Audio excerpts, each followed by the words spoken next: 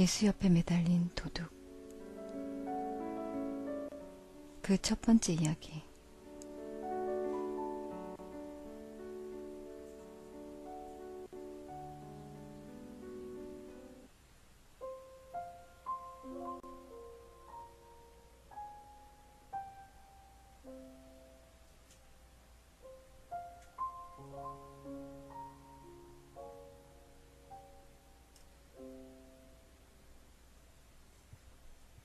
내 유년 시절은 어머니와 아버지의 보호 아래 온화하고 사랑스럽고 밝은 환경에서 즐겁고 만족스럽게 사랑받으며 성장할 수 있도록 보살핌을 받는 온갖 아름답고 부드럽고 사랑스러운 단어들로 표현할 수 있는 생활이었다. 하지만 내가 가장 관심 있는 것은 자아에 도달하기 위해 걸었던 발자취뿐이다. 유년 시절의 아름다운 휴식처, 행복의 성과 낙원들의 매력을 모르는 건 아니다. 하지만 이 모든 것은 아득한 광채 속에 남겨놓으려 한다. 그 시절로 나는 다시 돌아가고 싶지 않다. 그래서 유년 시절에 관해서는 나에게 어떤 새로운 일들이 닥쳐와서 나를 앞으로 내몰고 찢겨냈는지에 대해서만 더 이야기하려 한다. 이런 충격은 언제나 다른 세계에서 왔으며 불안함과 강요와 양심의 가책을 함께 가져다 주었고 언제나 놀랄 만큼 혁신적이어서 내가 머무르려고 애썼던 평화로운 상태를 뒤흔들어 놓았다. 내 안에 꿈틀거리는 본능적인 충동을 밝은 세계에서는 드러내지 않도록 숨길 만한 곳이 필요하다는 것을 아는 나이가 되었다. 누구라도 그러하듯이 성에 관한 호기심이 나에게 적이자 파괴자로, 금기로, 유혹으로, 죄악으로 찾아들었다. 성에 관한 호기심은 내게 꿈과 쾌락과 두려움 그리고 사춘기의 비밀 같은 것이 유년 시절의 평화와는 어울리지 않다는 것을 가르쳐 주었다.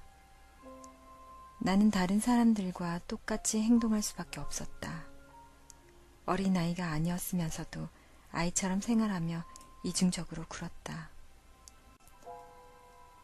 나의 의식은 세상이 허용하는 밝은 세계에 속해 있으면서 희미하게 모습을 드러내는 새로운 세계를 강하게 부정했다. 하지만 동시에 나는 은밀한 꿈과 충동과 갈망 속에서 살았다. 그리고 그 위에 점점 위태로워지는 의식적인 생활의 다리를 걸쳐놓았다. 나의 내면은 이미 유년의 세계가 모두 무너져 내렸다. 우리 부모님 역시 대부분의 부모들처럼 드러내서 말하기 어려운 사춘기의 살아있는 충동을 모르쇠 하셨다. 다만 갈수록 비현실적이고 판타지일 수밖에 없는 유년 시절에 머무르려고 현실을 거부하는 나의 헛된 노력을 도와주실 뿐이었다. 부모님들이 이런 부분에서 할 수 있는 역할이 무엇인지 나는 아직도 잘 모르기에 우리 부모님을 비난할 마음은 없다. 자신을 관리하고 자신이 나아갈 길을 찾는 것은 자신 스스로 해내야 할 일이었다. 하지만 나는 여느 명문가 자식들이 그러하듯이 자신의 문제를 잘 처리하지 못하고 있었다. 누구나 이런 경험을 한다. 이 경험들은 평범한 사람에게는 인생의 분기점이 된다.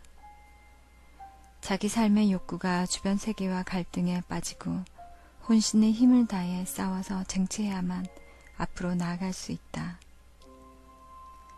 대부분 사람들은 사랑했던 모든 것이 갑작스럽게 우리를 떠나려고 하고 고독과 죽음처럼 치명적인 주위에 둘러싸인 공간이 우리 곁으로 다가왔다고 느낄 때 유년 시절이 무너져 내리고 그제야 우리들의 숙명인 죽음과 새로운 탄생을 받아들일 수밖에 없다는 사실을 체험한다.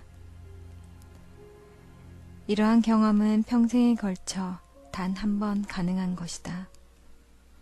많은 사람이 이 경험을 제대로 극복하지 못한 채 돌이킬 수 없는 과거에 집착하고 잃어버린 낙원을 꿈꾸며 수많은 꿈 중에 가장 악질적이고 가장 살인적인 꿈에 매달려 헤어나오지 못한다. 다시 내 이야기로 돌아가자. 내 유년 시절의 끝을 알리던 감정과 환상들은 그리 중요하지 않아서 이야깃거리는 되지 않는다. 다만 중요한 것은 어두운 세계와 다른 세계가 다시 등장했다는 것이다. 한때 프란츠 크로머였던 무엇이 이제는 내 자신 속에 들어앉아 있었다. 다른 세계가 나를 지배하는 힘을 다시 외부에서 얻은 것이다. 크로머와의 일이 있은 지 몇 년이 흐른 뒤였다. 어린 시절 극적이고 죄에 가득 찬 기억들은 저 먼 곳으로 물러나 짧은 악몽처럼 사라져버린 후였다. 오래전부터 프란츠 크로머는 내 삶 속에 존재하지 않았고 크로머와 마주치는 경우에도 주의를 기울일 필요가 없었다. 하지만 내 비극에서 중요한 또 다른 한 명의 주인공 막스 데미안이 완전히 사라지진 않았다. 오랫동안 데미안은 멀리 떨어진 곳에서 가끔 보이긴 했지만 어떤 영향을 주지는 않았다. 그런데 이제 데미안이 점점 가까이 다가와서 힘과 영향력을 다시 발휘하기 시작했다. 그 시절의 데미안에 대해 내가 아는 전부를 떠올려보면 1년, 아니 그 이상 데미안과 한 번도 대화를 나눈 적이 없었던 것 같다. 되도록 내가 데미안을 피했고 데미안도 결코 나에게 다가오지 않았다. 언젠가 우리가 우연히 마주쳤을 때 데미안은 고개를 끄덕였다. 그런 뒤에는 간혹 어쩌면 나의 착각일지도 모르겠지만 데미안의 친절함은 냉소와 묘한 비난이 뒤섞여 있는 것 같아 신경을 거슬리게 했다. 데미안과 내가 함께 겪은 일과 그 당시 나에게 미쳤던 영향을 나도 데미안도 거의 잊은 듯했다. 데미안의 모습을 생각해내어 볼까? 이제 다시 데미안의 모습을 떠올려 보니 잊은 듯했지만 데미안은 언제나 그곳에 있었고 내 눈에 자주 띄었다는 걸 알았다. 데미안이 학교에 가는 모습, 혼자 있거나 다른 키 큰 아이들 틈에 끼어있는 모습, 자신만의 특별한 분위기에 감싸인 채로 자신만의 법칙 아래에 살면서 진귀하고 고독하고 조용하게 아이들 사이에서 마치 그렇게 별처럼 걷는 모습이 눈에 선하다. 그 누구도 데미안을 사랑하지 않았으며 데미안과 친하지도 않았다. 오직 데미안의 어머니만이 예외였다. 하지만 데미안을 아이처럼 대하지 않고 성숙한 어른처럼 대하는 것 같았다. 선생님들은 되도록 데미안을 내버려 두었다. 데미안은 좋은 학생이었지만 누구의 마음에 들려고 애쓰지 않았다. 우리는 가끔 선생님이 심한 도전이나 비아냥거림으로 여길 만한 어떤 말이나 비평이나 항의를 데미안이 했다는 소문을 들었다. 눈을 감고 떠올려 보면 데미안의 모습이 선하다. 그곳은 어디였을까? 이제 머릿속에 그곳이 떠오른다. 우리 집 앞 골목이었다. 하루는 그곳에서 노트를 들고 서 있는 데미안을 보았다. 그는 우리 집 현관문 위에 있는 낡은 새 모양의 문장을 그리고 있었다. 나는 창가의 커튼 뒤에 숨어 데미안을 바라보았는데 문장을 꿰뚫어 보듯이 응시하는 예리하고도 차갑고 환한 그의 얼굴이 놀라웠다. 그건 어른의 얼굴이었고 영국 하나 예술가의 얼굴처럼 보였으며 탁월하고 의지로 가득 찬 얼굴이었고 이상하리만큼 환하고 차갑고 총명한 두 눈을 가진 얼굴이었다. 또다시 데미안의 모습이 보인다. 며칠 후 거리에서였다. 학교가 끝나고 집으로 돌아가는 길에 우리는 모두 쓰러진 말 주위를 에워싸고 있었다. 말은 아직도 끌채에 묶인 채로 농가용 마차 앞에 쓰러져 있었다.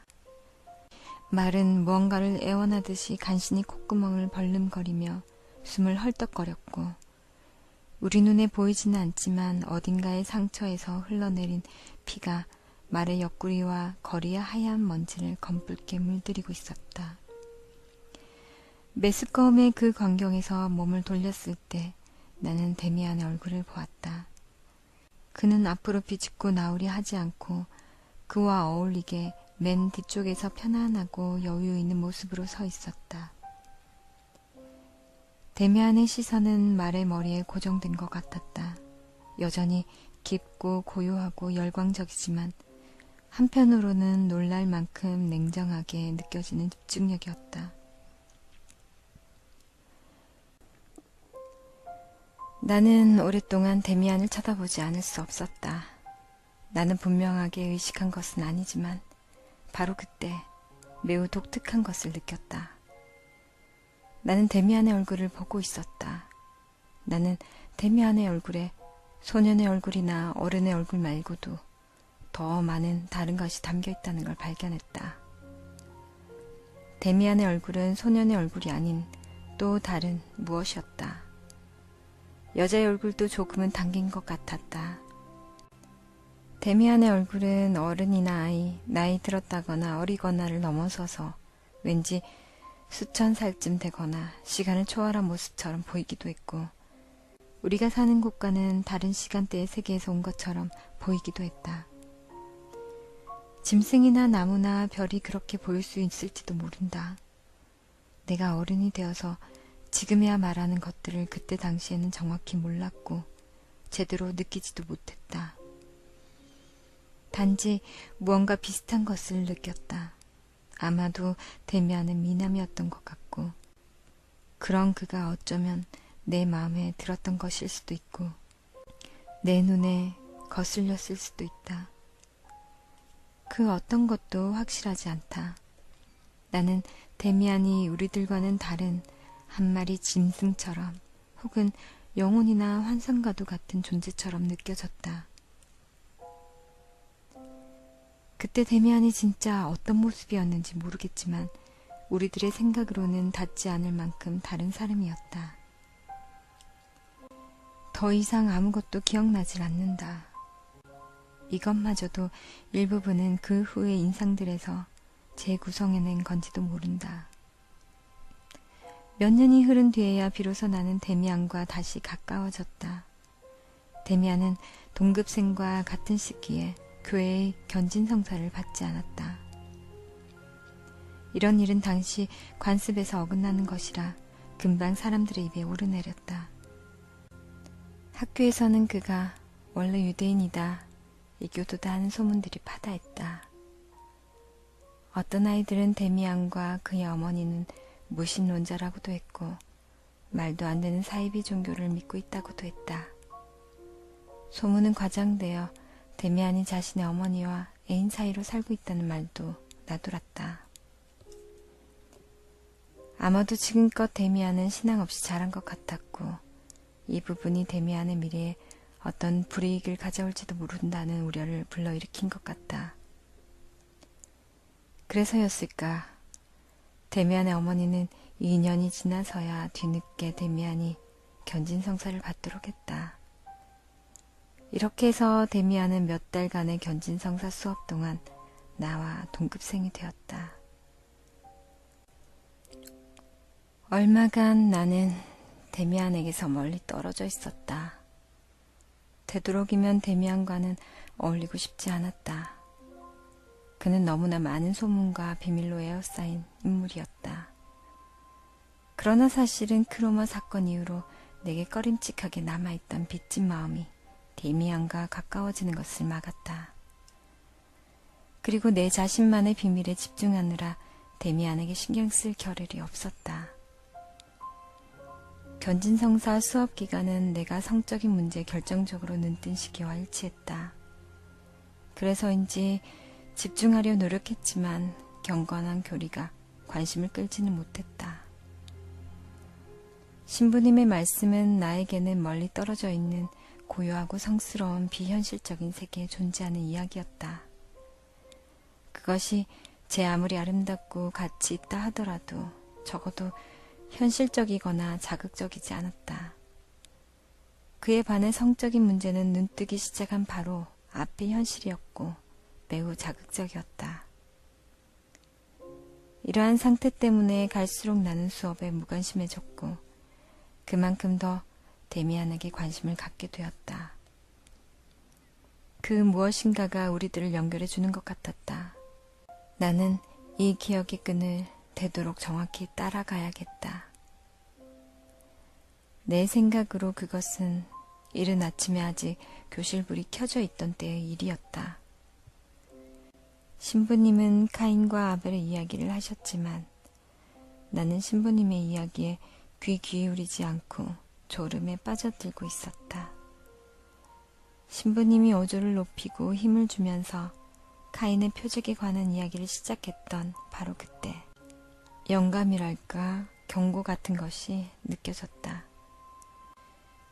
시선을 들어보니 앞줄에서 데미안이 내 쪽으로 얼굴을 돌리고 있었다. 데미안의 눈빛은 초롱초롱 빛나며 말을 걸어오는 듯했다. 진지하지만 냉정한 조롱이 섞인 눈빛이었다. 데미안은 아주 잠시 동안 나를 쳐다봤을 뿐인데 나는 괜히 긴장이 되어서 신부님의 말씀에 더 귀를 기울였다. 카인의 표적에 대한 이야기를 신부님께 들으면서 신부님의 말씀을 다른 시선으로 볼 수도 있고 신부님의 관점을 비판할 수도 있겠다는 생각이 내 영혼 깊숙한 곳에서 감지되기 시작했다. 그 순간 나는 데미안과 새로운 관계를 맺었다. 우리의 영혼이 다시 어떠한 연관을 갖게 되었다고 느끼는 순간 신기하게도 그 생각은 마술처럼 공간 속에 전파되어 갔다. 이것이 데미안의 힘 때문인지 순전한 우연이었는지는 알 수 없지만 그 당시에는 우연이라고 생각했다. 며칠 뒤 데미안은 갑자기 견진성사 수업 시간에 자리를 바꾸어 내 바로 앞줄에 와 앉았다. 사람이 넘치게 들어찬 교실은 빈민총 같은 냄새가 났다.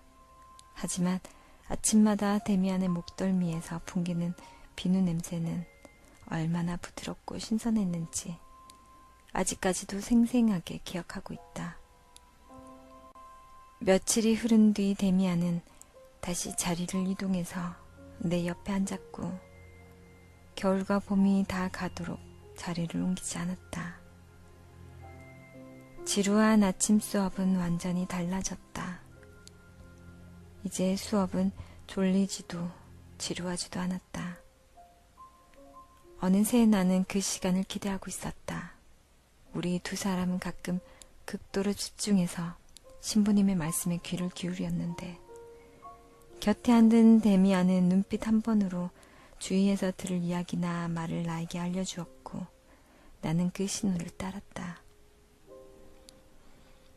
다른 아이들과는 완전히 판이한 데미안의 집중된 눈빛은 나에게는 뭔가 경고를 느끼게 했고 내 마음 안에서 의심과 비판적인 생각이 생겨나도록 했다. 우리는 가끔 교실에서는 말을 잘 안 듣는 불량 학생이었다. 데미안은 늘 그랬듯이 선생님과 친구들에게 공손하게 행동했다. 아이들이 흔하게 저지르는 어리석은 행동을 하는 일이 전혀 없었고 크게 웃거나 떠들지도 않았으며 선생님께 꾸중을 듣는 일도 없었다. 데미안은 조용히 속삭여 말하지 않고 손짓이나 눈빛만으로 나를 자신의 관심사로 끌어들였다. 이렇게 묘한 경우가 가끔 있었다. 예를 들어 데미안이 어떤 아이에게 흥미가 생기면 그 아이를 어떻게 관찰하는지 말해준 적이 있었다. 데미안은 많은 아이를 정확하게 파악하고 있었다. 수업이 시작되기 전에 데미안이 말했다. 내가 엄지손가락으로 너에게 신호를 하면 저 애가 우리를 돌아보거나 목을 긁을 거야. 수업이 시작되고 내가 그 말을 까맣게 잊고 있을 무렵 데미안은 갑자기 눈에 띄게 엄지손가락을 들어 보였다. 나는 급하게 데미안이 가리켰던 아이를 바라봤다. 그 친구는 무슨 철사줄에라도 끌려오듯이 우리를 쳐다보거나 머리를 끌 적이었다. 선생님께도 한번 시험해 보자고 데미안을 졸랐지만 그 부탁은 들어주지 않았다. 하지만 언젠가 한 번은 과제를 복습해 오지 않은 날 신부님이 나에게 질문을 안 했으면 좋겠다고 했더니 그 부탁은 들어주었다.